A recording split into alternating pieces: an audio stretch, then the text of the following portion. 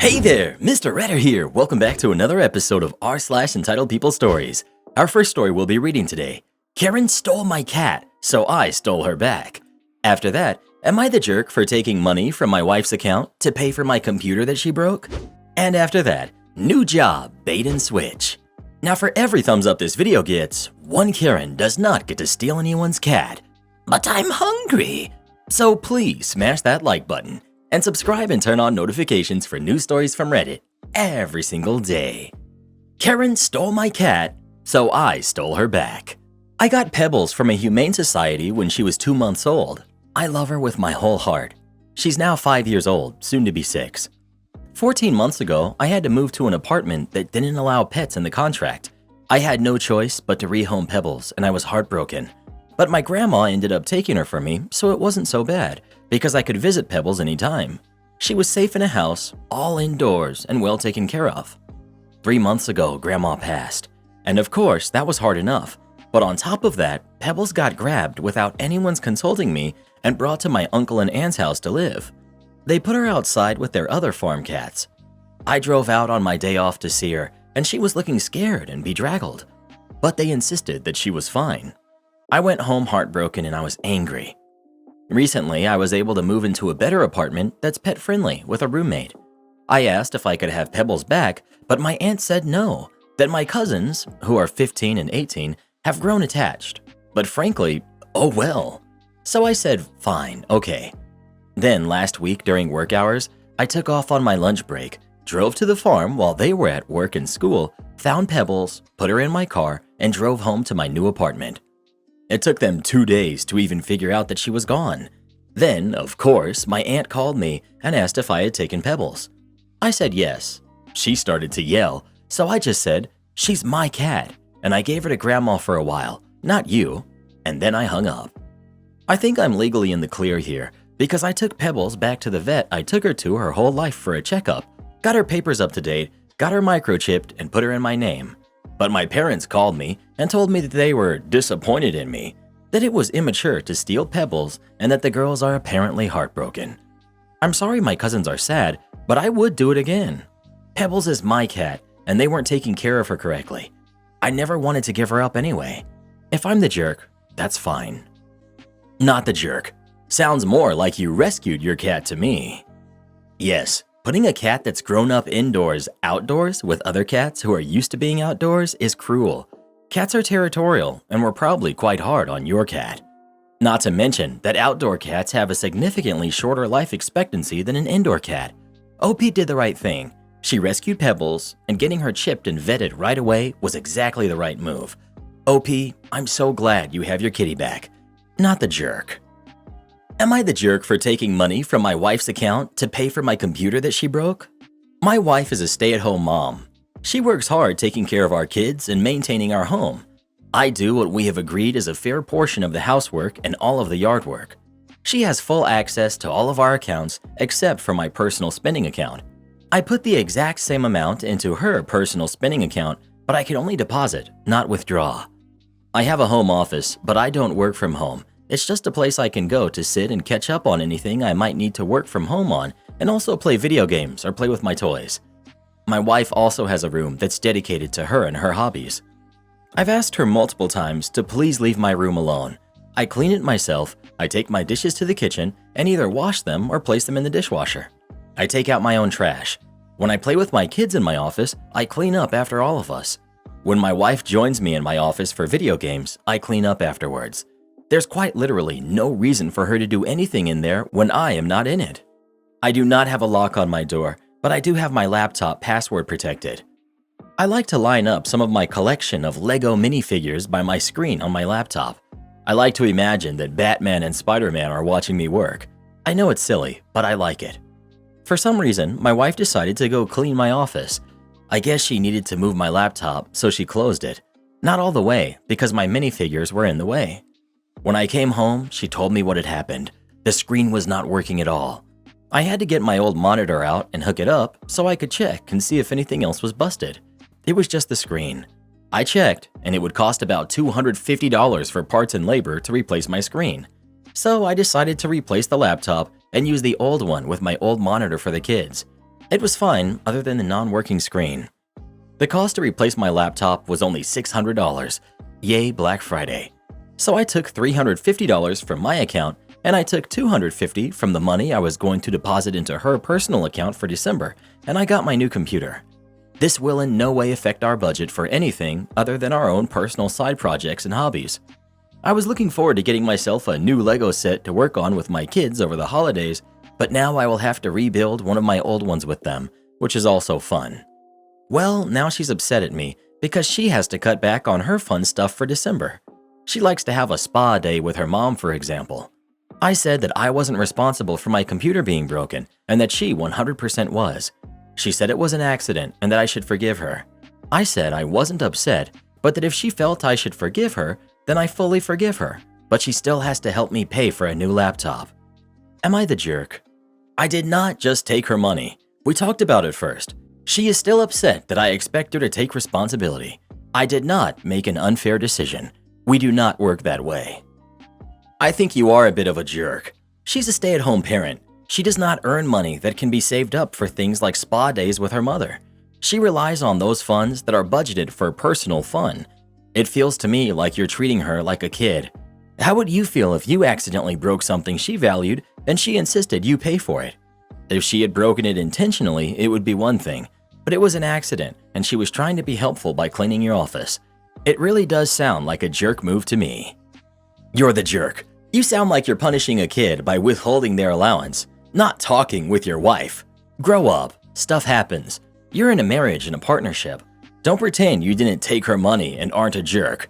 That's exactly what you are. You didn't talk about it and mutually agree. She clearly does not agree. At best, you bullied her into giving into your childish and petty demands. Enjoy those Legos. They're going to cost you way more than a few $100. You're the jerk. Stop treating your wife like a kid. What on earth? If losing $250 is not going to affect your life, then what's the point of treating your wife like this? Like honestly, this seems like a misuse of power. I'd bet money that losing $250 means more to your wife than it does to you. Just wow. Sometimes people can be so trash. Well, who do you think is the jerk? OP or his wife? Please let us know. New job, bait and switch. I worked for a national home improvement store, the blue one. When I interviewed, I applied for the sales position in plumbing. No longer exists. It was Monday through Friday, 9 to 5, with a commission program. Since I had years of plumbing experience, I was offered the job. The day I started, I was told the sales job went to an internal promotion. Only thing they could offer me was part-time, lower hourly rate, no commission, had to work alternating weekends. I was young and had a new baby, so I said sure, as long as I could go full-time in a few months with weekends off. My manager agreed. Fast forward 3 months. Not a word has been said. The guy who got the sales job, an electrician, asked me questions about plumbing all day. I asked my department manager about full-time, a sales job, anything. Sorry, nothing available. I reminded him of what I was hired for, the schedule I was promised, the pay I was originally offered. DM, if you don't like it, look for another job. Jobs at the time were hard to come by, but a job that was available, in that store even, was a stocking job. This position was always available as the pay wasn't great and it was a lot of physical work, but the hours were Monday through Friday full-time, so I applied for that. When I interviewed, my manager found out. He went to HR to stop me from transferring. I informed HR that if the position didn't get filled and I was excluded from transferring, I would filter a complaint. So I got the job. Fast forward 2 months and the quarter ends. No actual plumber in the department meant sales dropped, so manager didn't get his bonus. He now begs me to come back. No thanks, I'm making more money on Saturday doing side jobs than I made Monday through Friday. So he asks, what can I do to get you back in plumbing? I give him a ridiculous price. He laughs and says, that's more than I make. Oh well. Fast forward 3 more months, store manager doesn't get her bonus because plumbing hasn't made budget in 2 quarters in a row. Time to fix the problem. I get called into a meeting with store manager and department manager. Store manager, what will it take to get you back in plumbing? Me, stupid salary. DM, I told you, not reasonable. Store manager, give us a minute please. I stand up to leave and, Store manager. Oh, no, I'm sorry. I meant department manager should leave. Department manager, surprised Pikachu face. Store manager.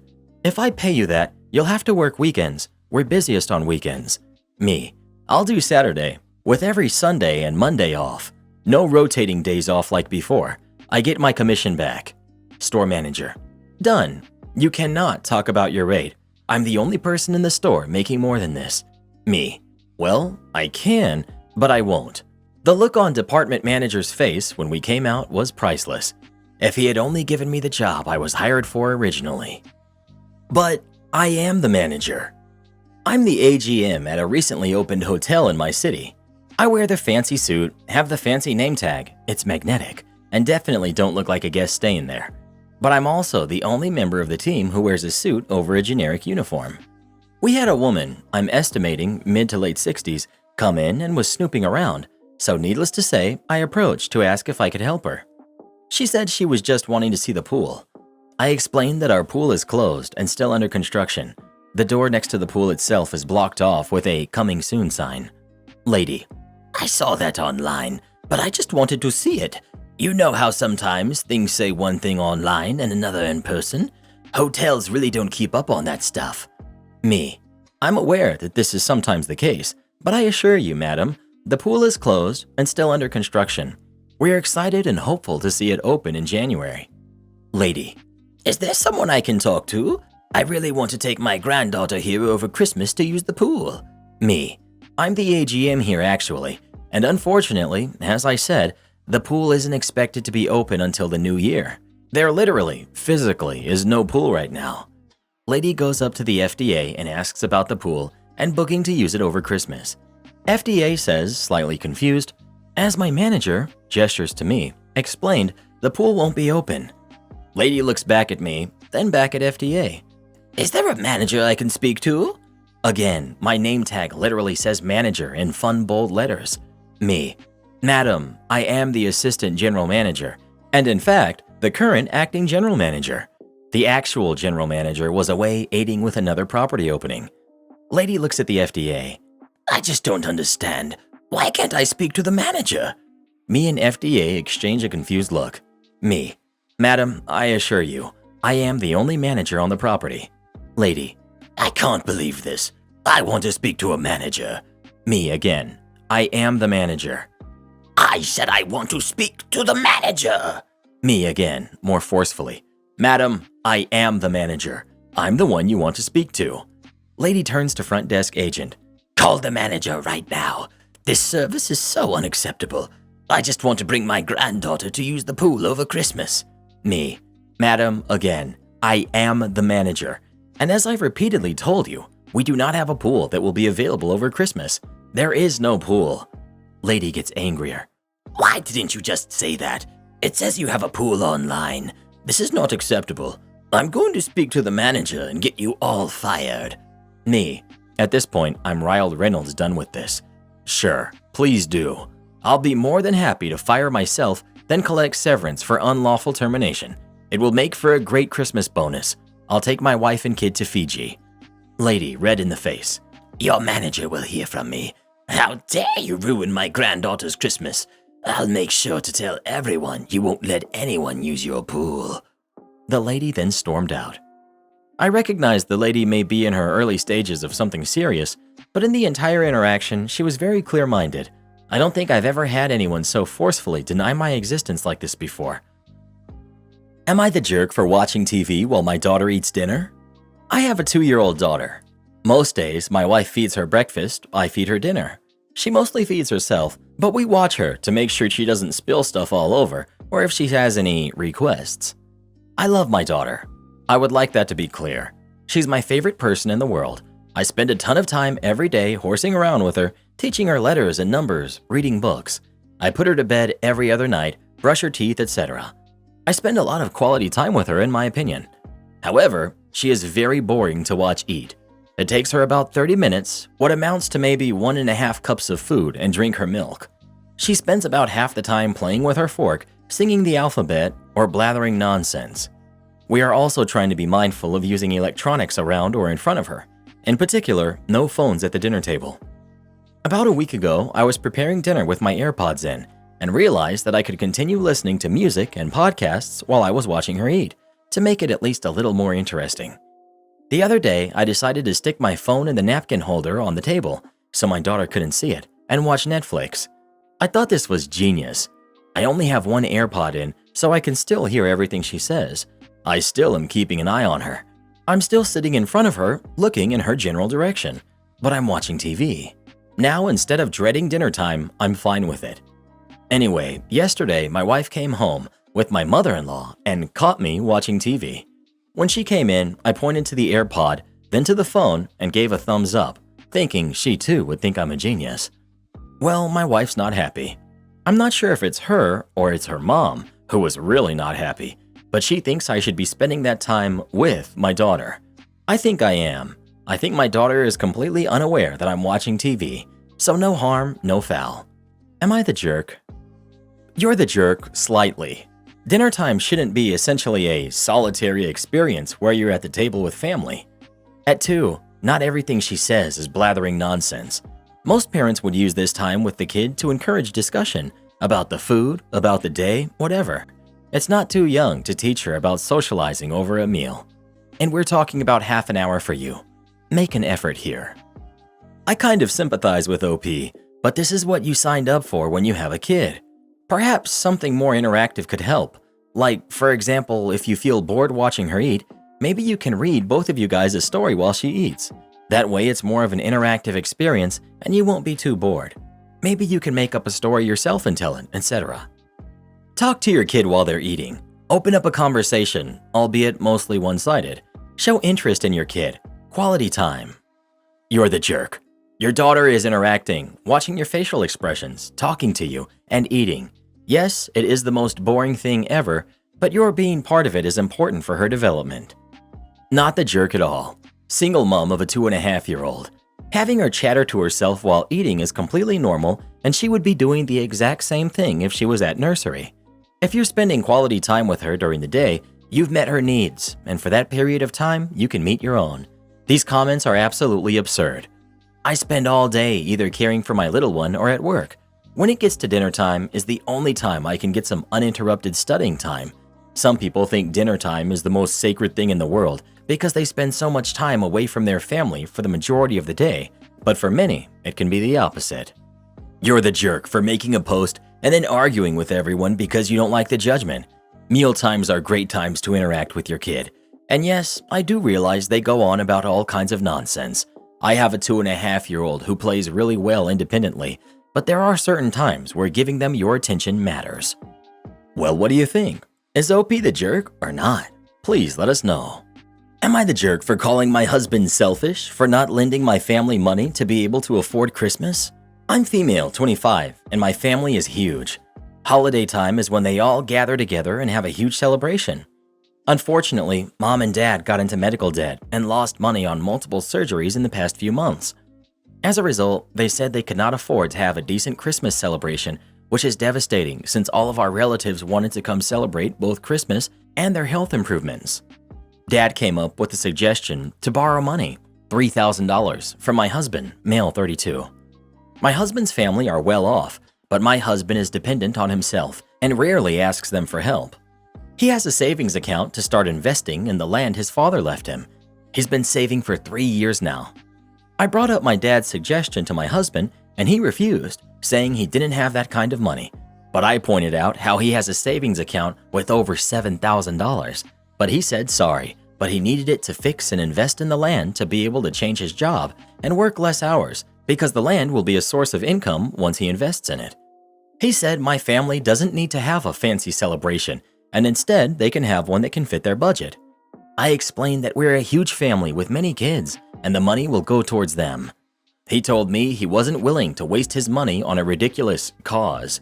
I got upset and told him that he'll get his money back, but he pointed out basically how my parents are still struggling with medical debt and questioned their ability to return the $3,000. We argued, and I ended up calling him selfish and cruel for refusing to help while having the means to. He said he didn't owe anybody anything, then walked out of the room.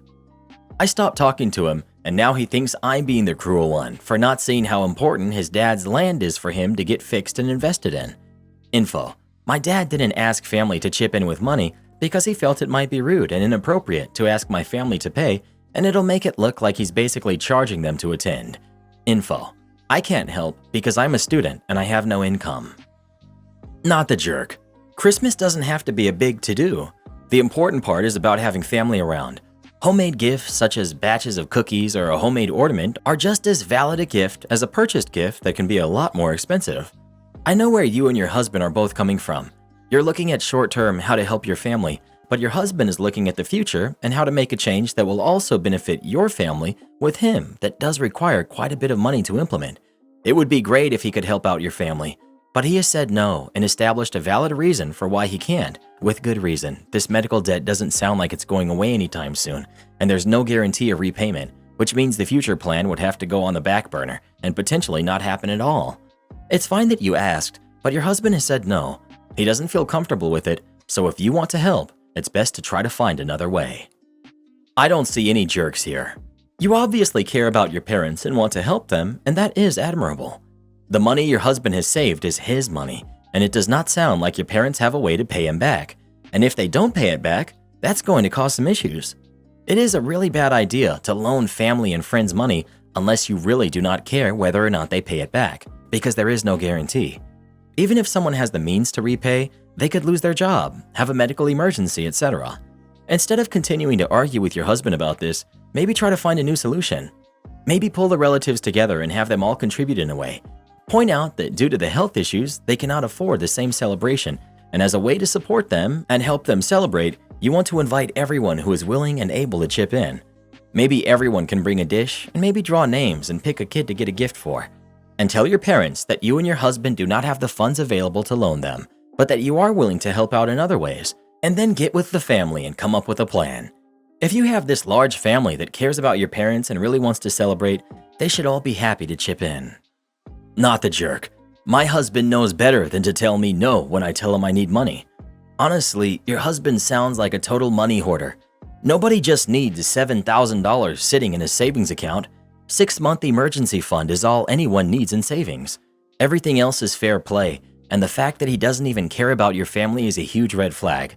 Hopefully you can divorce this rich boy soon, and half of that account should automatically go to you. When I got divorced from my jerk ex-husband, I was able to get equity in the house even though he bought it before we met. Check if you live in a marital property state like I do, and as long as you get a good lawyer, you'll be able to take this idiot to the cleaners. Good luck, sis. You deserve so much better. Well, who do you think is the jerk? OP or his wife? Please let us know. Never loan money to friends or family. You won't get it back. Small business client goes no contact after my uncle makes her a website, so he shuts down her site.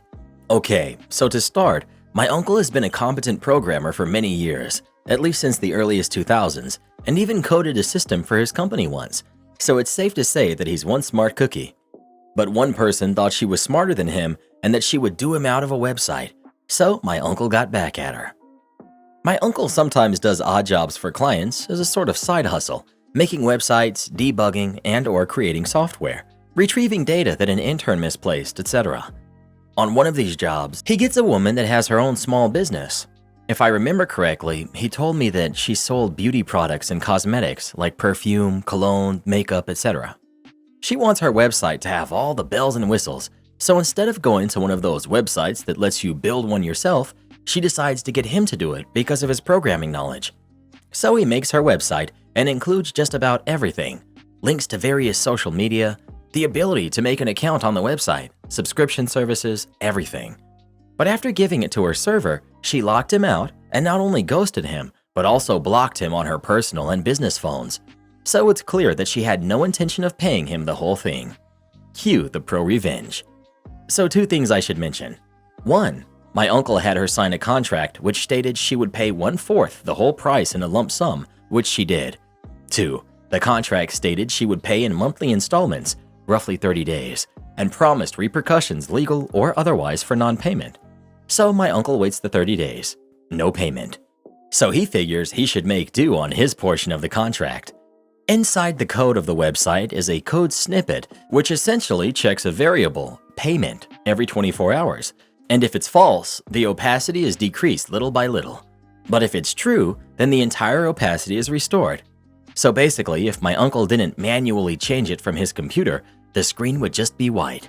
She eventually calls him and threatens to sue him for sabotaging her business. My uncle reminds her that she signed a contract with a witness and legal counsel present, so it would be cheaper to just pay him. She instead did decide to try and sue him, but in court it was an open and shut case since she signed the contract and she was ordered to pay the rest in a lump sum, which put her in trouble because it ate away at most of her business profits. Karen stole my cookbook, so now I'm suing her. My family is originally from a country with a very distinct style of cooking that is hard to replicate in the States. Growing up, my mom always did the cooking for big family events and at home for the immediate family, so her cooking was a huge part of my childhood. For one of my birthdays, I asked her for a cookbook of as many of the recipes as she could remember. So I have this handwritten journal full of my favorite childhood recipes. This cookbook has a lot of sentimental value to me, especially since my mother passed away shortly after. My cousin has been pestering me about borrowing the cookbook for years.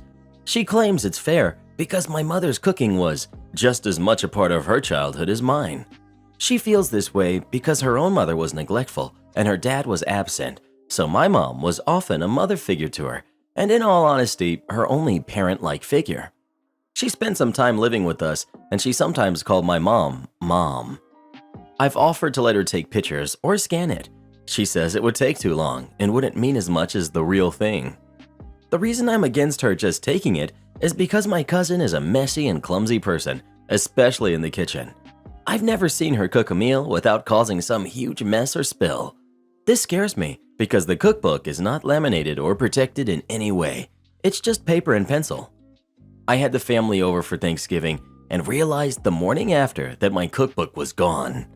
I immediately sent my cousin multiple texts because I knew it was her, but didn't get an answer.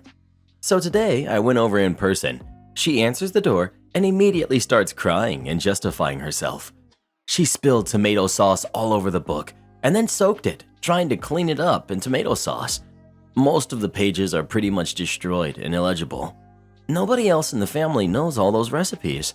I feel like I've lost a part of my mother and a part of my childhood. I plan to pursue legal action.